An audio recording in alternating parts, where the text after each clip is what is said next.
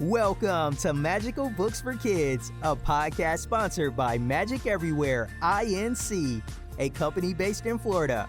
Hosted by Michael John Sullivan, this is your place to hear the very best children's stories and an opportunity to get to know your favorite authors. Now, here is Michael John Sullivan. Welcome to Magical Books for Kids.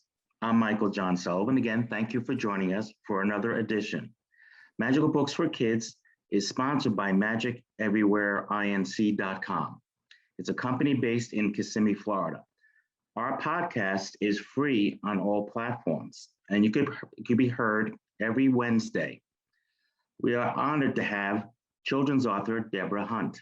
She is a writer and nursing professor who lives in New York with her family and the incorrigible Chewy Bell, who is one of the main characters in her chapter book, The One-Eyed Pug. Deborah holds a PhD in nursing and has taken many writing classes. Deborah refers to herself as a unique author, as she writes in different genres. Most of us, of course, we stick in one or two, but that's about it.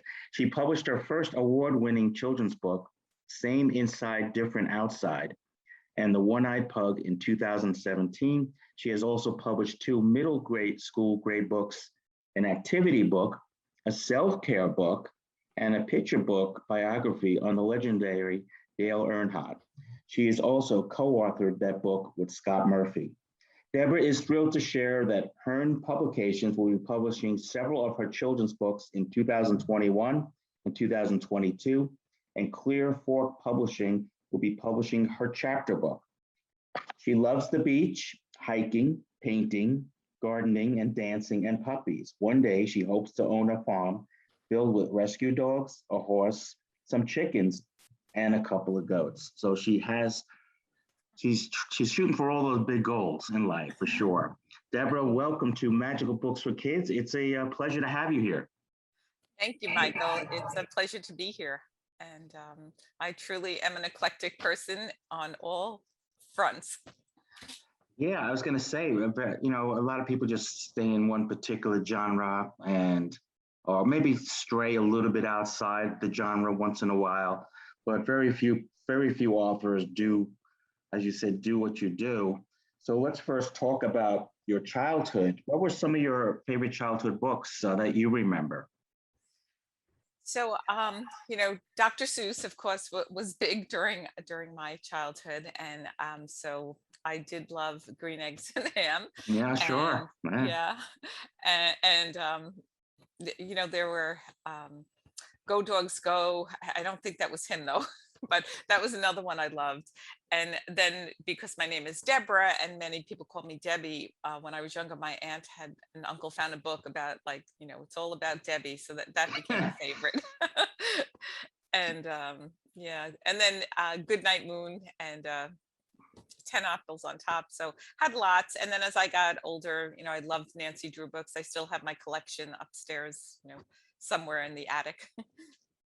I find that a lot of female authors that we've had on here, they always mention Nancy Drew. What was the attraction of the Nancy Drew books to you?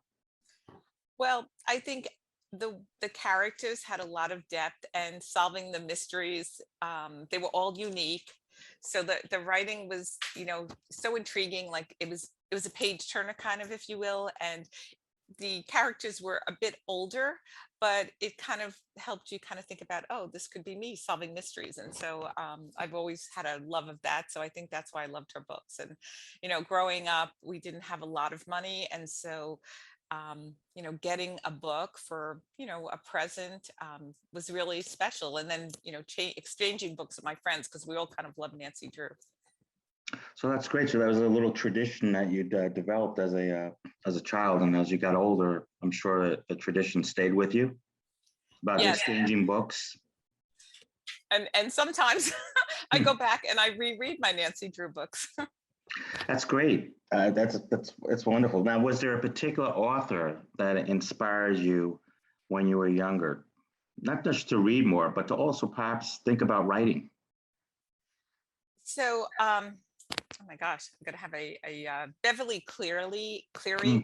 was definitely one of them who really I think inspired me to write. In addition, of course, to the authors that kind of changed what I didn't know that as a child. It was Carolyn Keene. So clearly, those authors very much influenced me in my writing. I would say as a younger person. So let's first talk about your books. You mentioned the award-winning children's books, Same Inside, Different Outside. What is that book about? Okay, so as you read in my intro, I'm a nurse. I'm a nursing professor and an associate dean, and I would teach about cultural content, cultural topics, and I realized that it was such important information, and it really is a journey learning about cultures because there's so much to learn, about celebrations and religious beliefs and all kinds of practices in folk medicine. And so I thought about how important this would be for children, right, to kind of start to learn these concepts. And then I always, it's very important for children to know about their bodies and the human body and what it does. And so one day I was thinking and I said, how can I get this across without being preachy? And so I thought about having, this little girl, or how kids would be, any child might say, hey, how could I be the same as you? I look really different, right? I'm very, very different than you. My family's different from you. How could we be the same?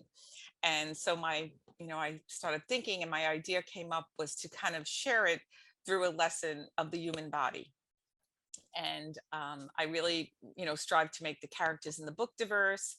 Um, the teacher was an African American male. The scientist was an older white woman.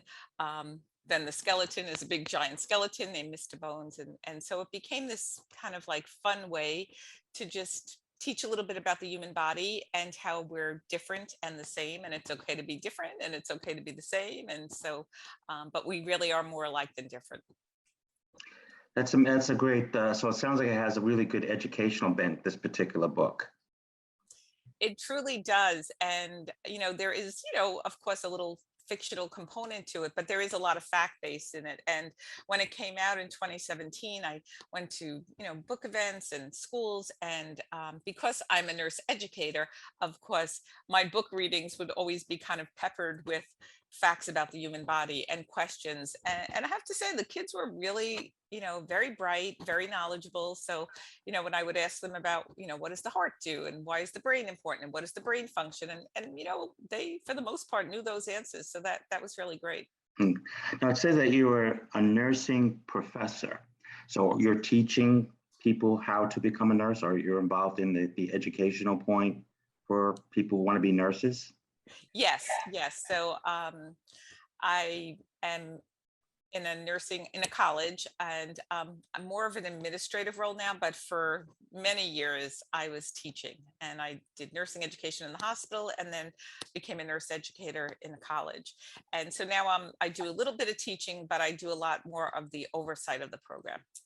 Okay. And how is that program today? I mean, we're obviously recording this, and this will be aired sometime in September. But we're now in the middle of a pandemic. We've had the coronavirus, and now we got the Delta virus, which is the second wave coming on. How has it been teaching people during this particular time, knowing that this is something that we hadn't seen, at least here, in like 100 years? I guess the last time was in 1918 or something like that. That's when you had the real last big outbreak. So obviously it wasn't much to draw upon for people here. And so how was that experience during this time for you? So it was extremely challenging. We were not prepared for anything of that nature. Our students who were just, recently graduating and transitioning to professional practice, were on the front lines, and it was extremely stressful for them. But being a nurse, you do have to kind of think on your feet a lot. You have to be able to pivot quickly. And so I have to say, everyone came together. And it's not just nursing because, it's everyone. So everyone from the college administration to every employee basically came together to make sure that we could continue the education of our students, because now more than ever we need that nursing workforce. And so luckily we were able to do things virtually. So having a virtual world and having learning platforms for online learning and even virtual simulations for the patient clinical part was extremely helpful. Of course, there's nothing that can totally replace being in person, but we did go remote for quite a while. And then we, in the fall, we went back hybrid or blended, and our students were able to go back for the most part to clinical. And so now, we're expecting to be totally in person, but of course we're always prepared for the what ifs, because we really don't know with the pandemic which way things are going to go, and we hope they're going to go on the improvement part, but no one knows that for sure with all these variants. But the good thing is that we have a large interest still in our program. So if we could accommodate more students, they're there. We just can only accommodate so many because of resources and clinical spaces, et cetera. Okay, so that's a good sign then, that despite this, that there's a great demand from civilians being interested in taking up this profession. Yes, and I think there's still needs for more personal protective equipment, but that certainly has gotten much better from the beginning of this. So but I think there is a little bit of sense of security, not total, of course, because of how things are going, but between the vaccinations, between the the PP and masking policies, I think that is giving everyone some sense of security, but of course not 100, because we still know there's exposures. Right. I guess nothing's guaranteed, right? It's sort of like walking across the street in the middle of traffic. In some ways with this particular thing, nobody knows everything at this juncture. Exactly. So that's wonderful. So thank you for doing that, and that's encouraging that there's so many people that want to take up the profession, because as you said, we need nurses, more nurses than ever before, especially with the boomer population. We're aging at this juncture. I'm part of the boomer population, so I understand that. So okay, so then you had another book, The One-Eyed Pug. Okay, and that's about your Chewy Bell, right? It's about Chewy Bell. Let's talk about Chewy Bell, since I'm a big dog lover. Why don't you tell us a little about Chewy Bell? How old is Chewy Bell, and what kind of a personality does Chewy Bell have? She's incorrigible. So Chewy Bell is an 11-year-old female Boston Terrier, and she is very human-like. I mean, she's a great imitator. So, it's funny when she's very spoiled. So, when she sleeps in whoever bed she ends up in, she can somehow get where her head's on the pillow and the cover's up to her neck, kind of like, many people would sleep. So she's really funny in that respect. And she is a shadow. So, she's mainly with me, but sometimes she's with one of my kids, and she wants to be as close as possible to you.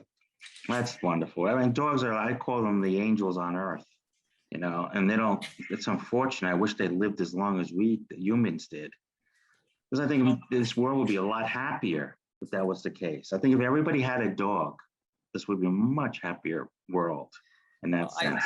I totally agree. Yeah, it's like the unconditional love. I hadn't had a dog until 11 and a half years ago, or 12 and a half years ago now. And he was a little Maltipoo, and we named him Little Brother after the dog in Mulan, and he was with us 11 and a half years. And, it's incredible. I can still see his face in the door waiting for me as I came home. Always there. Dogs are so incredible. So so I'm glad you wrote about Chewy Bell. So why don't you tell us a little bit about The One-Eyed Pug, what the book is about, and give us a flavor of what we could see where we bought the book. Okay, so The One-Eyed Pug was, of course, about Chewy Bell, but it was also about Lola, my pug, who was truly the love of my life. And we had adopted Lola from an au pair who was moving back to the Midwest. And so she was a year, and she was just the most loving dog. And then my son brought home Chewy Bell. So, because, dogs have this, they give you this unconditional love, but they also really do kind of, I guess, form the biggest relationship with the person who cares for them the most. So my son wanted a dog who would be like kind of his, but of course, not understanding the full ramifications of what it means to care for, a puppy and a pet. Chewy Bell kind of just became also, one with me and Lola. But one day, unfortunately, they didn't always get along. And, Chewy was very aggressive because she had been abandoned by someone. And she was wild, completely wild when she came. And so we had to give her a lot of care and love and support and, training. But one day Lola had got her eye scratched. And we assumed it was Chewy because sometimes they would fight, with the toy. Right. And unfortunately, Lola had to lose her eye. And so, that was... Yeah, I cried for months. I can, talk about it now. But long story short, she had her eye removed and she became the One-Eyed Pug, and she was fine for a long time afterwards. And then her and Chewy really did. Chewy settled down, and they really, became very close. And then Lola passed away, and I thought, I need to write about, the story of Lola and Chewy Bell, and that's how my idea came up for the One-Eyed Pug. And it's a work of fiction based on a true story, but it's told from the perspective of the pug, and you don't really find that out until the end, that it's Lola telling her story. Very cool, very cool. Now, how many pages is it, and illustrations? How many illustrations are involved? So the One-Eyed Pug, unlike Same Inside, Different Outside, is a chapter book. So it's only about 42 pages, and there's an illustration at the front, and there's one illustration per chapter, and there's 12 chapters. So there's just a few black and white illustrations because it's geared for a little older child. Okay. So what particular? I mean, I get this asked all the time. It kind of drives me crazy, to be honest with you. So I'm going to drive you crazy. But I always get asked, what age audience were you trying for, or what you're trying for? Because you get that asked all the time. Right. So we said ages 5 to 10, but it really was, I would say like second, third, fourth, fifth grade. But, adults really love the story too. So it was kind of one of those very wide appealing stories, I think, because it is very unique. Yeah, I find that too, is that a lot of the books that I read or see, while they have a particular audience in mind, that it can expand, and I like to read books that are for young children as well. To me, it's very interesting. And so but this is a whole publisher thing that goes on, and it expands in all businesses as far as when you're trying to market products to children and everything. They're all looking for that particular narrow range and blah, blah, blah. But it also, to me, a good book can reach anybody. That's what my thoughts are. So I'm glad you said that, because, yeah, why wouldn't an adult enjoy a book about the One-Eyed Pug? You just explaining the story got me very interested, and so I want to read about it since I'm a dog lover. Now, have you found that many dog lovers have bought the books? To me, that's perfect. Yes. To sell the book. Yeah. And a lot of, there's a lot of there's a lot of dog lovers of every, breed of dog, but there's a lot of pug and pug dogs. And there's a lot of websites and, who love those types of dogs and rescue sites. So yes, it was definitely widely embraced by kids. They wanted to know when the second book was coming out, but it wasn't written as a series, and it could have a second book, but the first book has to really sell, I guess, a certain amount before a publisher would say, well, it's time for the second edition or the second book. Right. Well, yeah, they want a home run before they do the next one. That's what I like. It's like the insurance salesman, always willing to offer you an umbrella on a sunny day, but when it's raining, they all run away. Right? That's so typical. I don't mean to badmouth publishers or anything like that, but they're like anybody else. I mean, especially when I've written my novels, the same thing. Same thing. I got the same thing that happens. They want the home run hit before they'll actually take a self-published book and put it into their catalog. So I guess, like they're in the business of making money like everybody else. Of course, So and it's a very competitive business. That I guess that's something you learn along the way, like just how much competition is out there in all the genres. right, right. And you also mentioned you published two middle grade books. Is that are they different from the particular books that we just mentioned? Same inside, different outside, and the One-Eyed Pug? Yes, completely Okay. different. Okay. Well, why don't you talk about those? Talk about the middle grade schools. Okay, so one was The Visitor from 4D, and I've always been intrigued with time travel and the Oh, possibility of dimensions. yeah. You and me both. Yeah. I write about time travel in my novel series. Go ahead. Talk So about it. I love it. that's how we connected, right? The Yeah. universe Yeah. has brought us together. That's right. There it is. We probably met each other at another time. And, we're finally realizing it. So, I know. I knew you looked familiar. yeah. So why don't you talk about what was the 4Ds? Yeah, The Visitor from 4D is, Okay. it's a story about, there's three kids, loosely based on my own children when they're younger. And Mm, one day during a lightning storm, this little person appears, and he's just mm, like a mini version of the older brother. And he comes from Earth 4D, which is the, Earth fourth dimension. And so it goes through this whole whole story of, at first they're afraid of each other, clearly, and in shock, how did you get here? And then they forge a friendship, and then the story kind of really focuses on, how do we get him back home, right? mm, So how do we get the little visitor back home, Billy, who's the visitor, and and what might happen if he doesn't get home? And of course there's some nefarious characters along the way. And because I love Montauk and I go to Montauk a lot, there's Camp Hero, and there's been a lot of unsupported stories, but still lots of stories about what went on in Camp Hero, which is now closed and it's a park, but everything's sealed off. And they've talked about having time travel there, and all kinds of things. And so I thought of the idea of having Camp Hero be included in the story, and the Montauk Lighthouse. And right. so yeah, so it was a fun story to write. It took me a long time to write that one, and I did. I Yeah. guess I don't know if he gets home or not. Somebody would have to read the book to find out. There you go. The Visitor from 4D. Now, what's the second middle school book?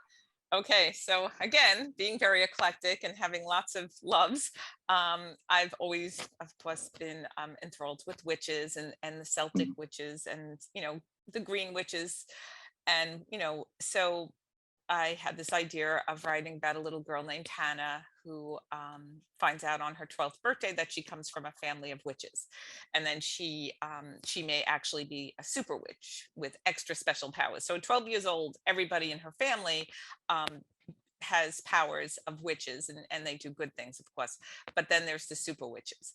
And so Aunt Agatha sends her a book about the Connemara witches, and strange things happen. And then she ends up going with Aunt Agatha to the Enchanted Castle, where she has to go through a series of tests to see if she actually is a super witch. And she gets tricked by the wicked hobgoblins, and then a big, battle ensues on. Basically, Hannah will have to save Aunt Agatha and all of her family of witches and the Enchanted Castle. And so that's fun. Is this a good witch like Elizabeth Montgomery and Bewitched, or is this like the Witches of Eastwick? No, she's more like a good witch of like Elizabeth Montgomery, and would only use her powers for good, and of course to protect her family. Okay, and you also you did a self-care book. Now, what is the self-care book about?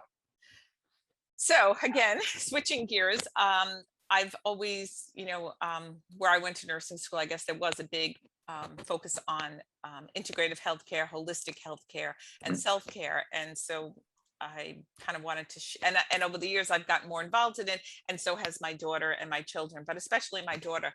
So we started thinking about, what are things you can do, not foregoing your Western medicine, not foregoing, what your physician or healthcare provider would recommend you to do, but other things that you could do to support your health and well-being and health and wellness. And so it's all about like the benefits of essential oils. And there are caveats. So you do need to know like how to use them and how not to use them. What are the benefits of teas? herbal teas, the benefits of meditation, journaling, Reiki, therapeutic touch, crystals, exercise, activities, healthy eating, healthy superfoods. So it kind of gives you this very introductory book on how you can incorporate self-care practices into your daily health and wellness program and your journey to staying healthy. Um, so, and I do a lot of, I drink herbal teas every day, a big mason jar full of various teas with raw honey and turmeric and cinnamon and elderberry syrup. And so, I do believe, knock wood, I've been very healthy. And so I think, these things can help you support your health and your immune system, and it's important. Right, and then you co-authored a sports book, a biography, which is obviously a lot different than doing it. I did a bunch of books many years ago, back in the 90s, for Enslow Publishing in New Jersey, and they did a lot of these sports biographies. And you did one with Scott Murphy on Dale Earnhardt, the man who passed away, unfortunately, but he's still remembered, and it still, as you said, has a big fan base. Yes, and again, I'm not exactly sure where this whole idea came up, but I guess I have a sister, no brothers, and so not that I was a total tomboy, but I did a lot of stuff with my dad.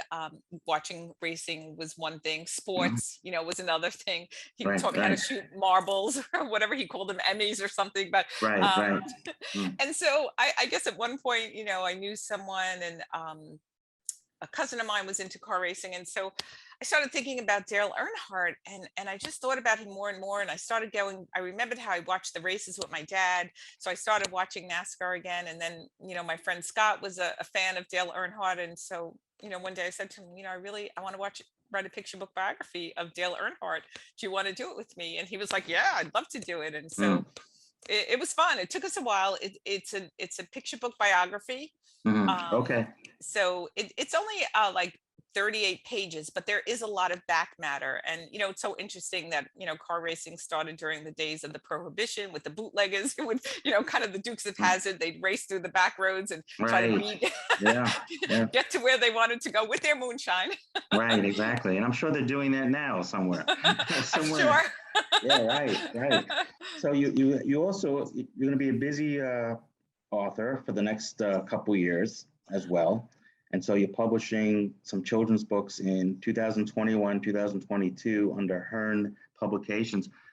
I know you can't tell us exactly what the books are about, but can you give us an idea of what the subject matter you want to approach on these particular books?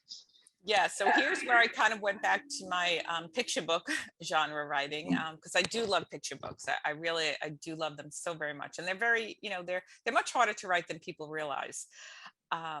So this one that's coming out in 4 days, which I can tell you a little bit about this because it is going to be released in 4 days, and it's so exciting. So Hearn Publishers is my new publisher, Megan Hearn, and she's been a joy to work with.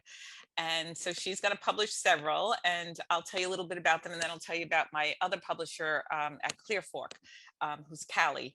So No Dinosaurs Allowed is a story of friendship and acceptance. And it's, again, with so much going on these days, and not that it hasn't always gone on, but, the bullying and then the exclusion and so many things.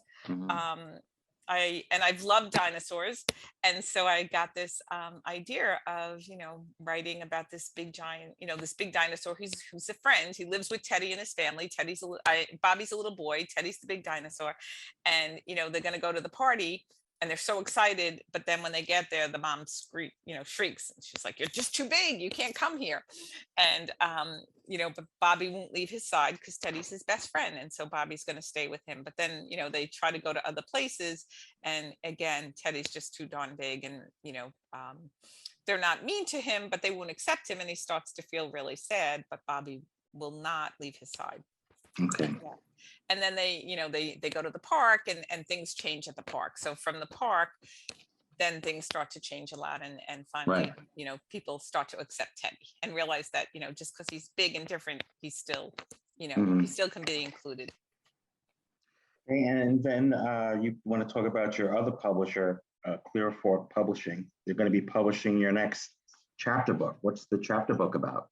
Yes, so the chapter book, and it's funny, this had started out, I guess, as a picture book, so it's gone through lots of revisions. And my chapter book with Callie Metla at Clear Fork Publishers is called Detective Natty and Doggy Dale Follow the Clues.